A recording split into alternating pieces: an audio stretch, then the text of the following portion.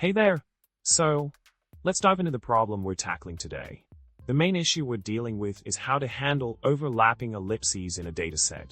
We have a code that generates these ellipses, each with a unique ID, and our goal is to remove any overlapping ellipses that cover the center of another ellipse.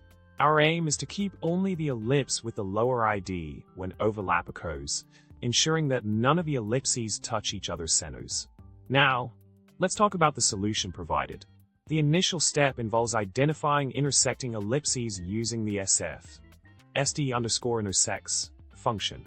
After a series of manipulations with the output data, the code ensures that only the ellipse with the higher ID is removed when overlapping with another ellipse.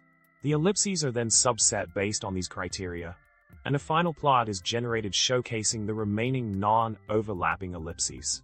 This approach involves a meticulous process to maintain the integrity of the ellipse dataset while filtering out the unnecessary overlaps. Continuing with the solution's explanation, we focus on the method that ensures the proper removal of intersecting ellipses, considering the IDs and the shared areas between them. By iteratively identifying and removing specific ellipses that overlap with other centers, the code streamlines the dataset to retain only the necessary ellipses. This detailed approach ensures that the final subset of ellipses maintains the uniqueness of each ID while resolving any potential overlap conflicts effectively. In summary, we've successfully implemented a solution to manage overlapping ellipses, preserving the dataset's integrity and visual clarity.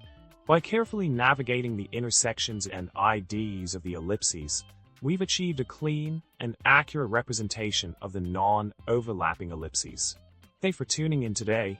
Don't forget to hit subscribe, like the video, and drop a comment below.